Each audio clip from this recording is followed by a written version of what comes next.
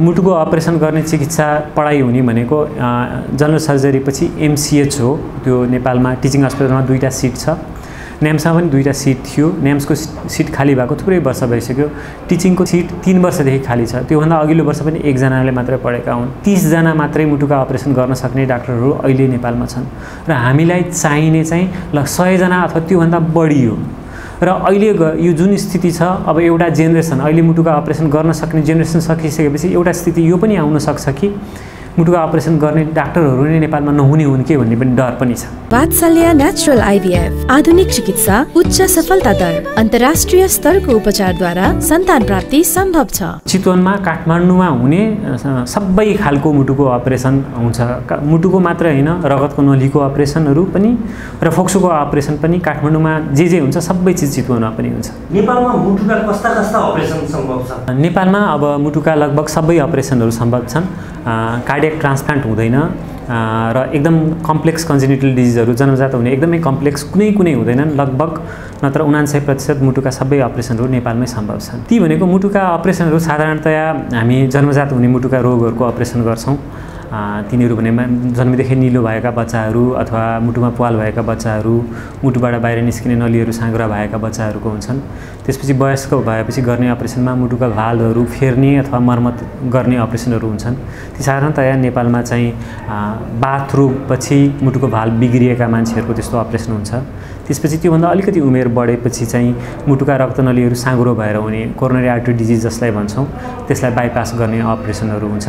त्यो बाहेक मुटुबाट निस्किने मुख्य नलीहरू ठुला भएका अथवा फुटेका अपरेसनहरू यिनीहरू अन्य अपरेसनहरू पनि हुन्छन्। तिनीहरू अलिक कम नम्बरमा हुन्छन्। काठमाडौँमा हुने अपरेसनहरू काठमाडौँ बाहिर के हुन्छन्? काठमाडौँमा मुटुका अपरेसनहरू मेजर हुने 2टा सेन्टरहरू छन्।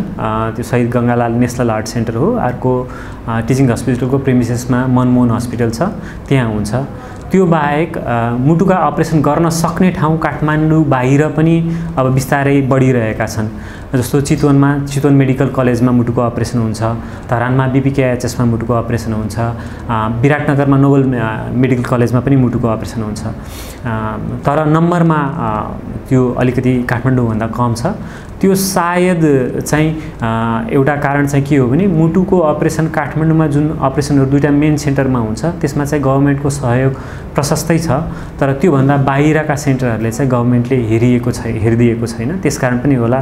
र तपाईहरुलाई थाहा नै छ नेपालीहरूको क्रय शक्ति कम छ। मुटुको अपरेसन यसैमा पनि अलिकति खर्चिलो अपरेसन हो। अरूभन्दा अलिकति बढ्ता पैसा खर्च हुन्छ।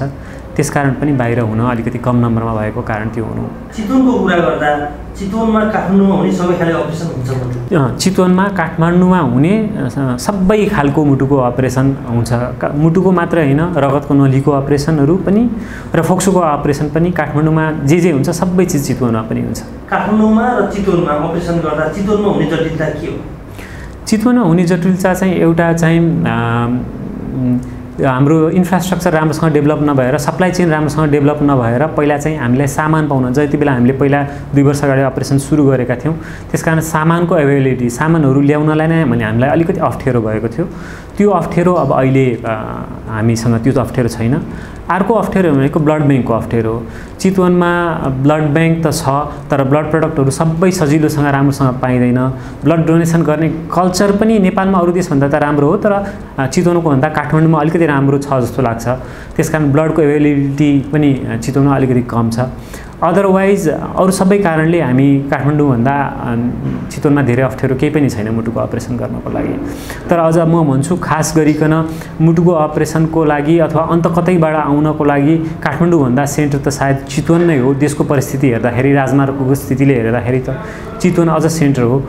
देशमा धेरै ठाउँबाट, पूर्वबाट अथवा पश्चिमबाट आउने मान्छेहरूलाई काठमाडौँ जानुभन्दा अगाडि त चितवन भएर नै जानुपर्छ। त्यसकारण डिस्टेन्सको हिसाबले त चितवन अझ सजिलो हो म भन्छु। मुटुको अपरेसन गर्नुपर्ने परिस्थिति केले गर्दा आउँछ? मुटुको अपरेसन गर्नुपर्ने स्थिति पहिला जन्मजात हुने रोगमा त जन्मजात नै हुने गडबडी, मुटुमा हुने गडबडीहरूबाट हुन्छ। ती जन्मजात हुने गडबडीहरू चाहिँ कसैमा मुटुका कोठाहरूको बिचमा प्वालको हिसाबले हुन्छन् अथवा कसैमा मुटुबाट बाहिर निस्किने नलीहरू साँघुरा भएर अथवा एउटा कोठाबाट निस्किनु पर्ने नली अर्को कोठाबाट निस्किएर तीहरू हुन्छन्। त्यसपछि हुने मैले अघि पनि कुरा गरेँ मुटुका भाल्भहरू बिग्रिएर भनेको भाल्भहरू साँघुरा भएर अथवा भाल्भहरू लिक गरेर तिनीहरूलाई मर्मत गर्नुपर्ने हुन्छ।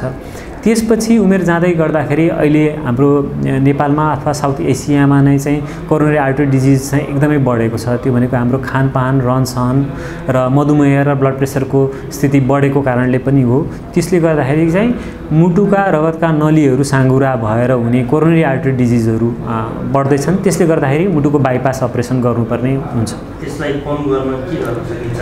मुटुबाट जोगिनलाई के गर्ने हो? जन्मजात हुने मुटुका रोगहरू रोक्न चाहिँ हामीले धेरै सक्दैनौँ। त्यसका लागि चाहिँ सावधानी अपनाउने भनेको मुटु बच्चा आमा गर्भावस्थाको बेलामा औषधिहरू जे पाए त्यही नखाने अथवा खानपिनमा राम्रो ध्यान दिने, त्यति मात्र गर्न सक्छौँ। त्यति गर्दा गर्दै पनि कहिले हुन्छ त्यो हाम्रो कन्ट्रोलमा भएन। मुटुको बाथरोग कन्ट्रोल गर्नको लागि चाहिँ मुटुको भाल्भ बिग्रिने जुन समस्या छ त्यो कन्ट्रोललाई बाथरोग कम भएर जानुपर्छ। त्यसलाई हामी र्युमेटिक फिभर भन्छौँ। त्यो चाहिँ हाम्रो देशको स्वास्थ्य स्थिति अथवा स्वास्थ्य सेवामा सुधार हुने बित्तिकै त्यो कम भएर आफै कम भएर जान्छ। त्यो कम भएको पनि छ। अहिले हामीले जति पनि मुटुको भाल्भ बिग्रेका मान्छेहरूको अपरेसन गरेका छौँ त्यो अलि अगाडि मुटुको बाथरोग लागेर अनि त्यसपछि बिग्रेका हो। हामीले मुटुको बाथरोग निल नै सुन्न नै बनाउन चाहिँ सकेका छैनौँ। त्यो घट्दै गयो भने मुटुको बाथरोग बिग्रिने कम हुन्छ। त्यसपछि कोरोनरी आर्टरी डिजिज कम गर्नलाई चाहिँ हामीले ब्लड प्रेसर कम गर्नु पर्यो, मधुमेहलाई राम्रोसँग कन्ट्रोल गर्नु पर्यो, व्यायामहरू रेगुलर व्यायाम गर्नु पर्यो, खानपिनमा राम्रो ध्यान दिनु पर्यो। यो गर्यो भने मुटुको रगतको नली साँघुरो हुने रोगहरू कम हुन्छ। त्यसपछि कतिपय डिजेनरेटिभ डिजिजहरू हुन्छन्, उमेर सँगसँगै हुँदै जानेहरू, भाल्भहरू बिग्रिँदै जानेहरू हुन्छ। त्यसमा धेरै हाम्रो कन्ट्रोल हुँदैन, तर त्यसमा पनि हामीले स्वास्थ्य जीवनयापनले धेरै कमी ल्याउन सक्छौँ। अर्को कुरा, अब नेपालमा 99% मुटुका उपचार हुन्छन् भन्नुभएको छ। त्यसको लागि नेपालमा प्रविधि र जनशक्तिको अवस्था कस्तो छ? प्रविधि अब लगभग केही महँगा प्रविधिहरू नेपालमा अझै पनि छैन। जस्तो रोबोटिक्सहरू अहिलेसम्म पनि छैन। त्यो चाहिन्छ कि चाहिँदैन भन्ने अर्को पाटो हो, त्यसको बारेमा कुरा नगरौँ। हार्ट ट्रान्सप्लान्ट अझै पनि नेपालमा भएको छैन।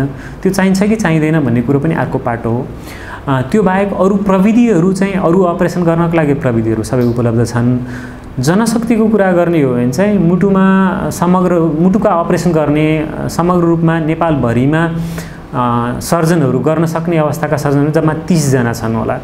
र हामीले नेपालमा समग्र रूपमा मुटुको अपरेसन जम्मा 3000 वटा गर्छौँ होला। तर हामीलाई चाहिने जनशक्ति के हो भने मुटुमा को अपरेसन गर्न नेपाल जस्तो 3 करोड जनसङ्ख्या भएको मुलुकमा हामीले सरदर 1000 वटा मुटुको अपरेसन गर्नुपर्ने हुन्छ यदि सबैजनाको अपरेसन सजिलोसँग गरी भ्याउने हो भने। र त्यसका लागि कम्तीमा पनि हामीलाई 100 जना अथवा त्योभन्दा बढ्ता मुटुका सर्जनहरू चाहिन्छ। हामीसँग अहिले भएका सेन्टरहरू पनि पर्याप्त छैनन्। अहिले भएका सेन्टरहरू कि काठमाडौँमा छन्, काठमाडौँ बाहिर भएको भनेको चितवनमा हो, त्यो पनि अब बागमती प्रदेशमै लिनु, पूर्वमा 2 ठाउँमा मैले भने धरानमा र विराटनगर, पश्चिममा पुरापुर मुटुको अपरेसन हुँदैन। कमसेकम हाम्रा 7 प्रदेशमा 7 ठाउँमा त मुटुको अपरेसन हुनुपर्ने हो। यो स्थिति हुनु नपर्ने हो। कर्णालीका मान्छेलाई पनि अहिले सेन्टरमै जानुपर्ने छ यदि निःशुल्क अपरेसन गराउनु पर्ने हो भने, र झापाका मान्छेलाई पनि निःशुल्क अपरेसन गराउनु पर्ने हो भने काठमाडौँमै जानुपर्ने छ।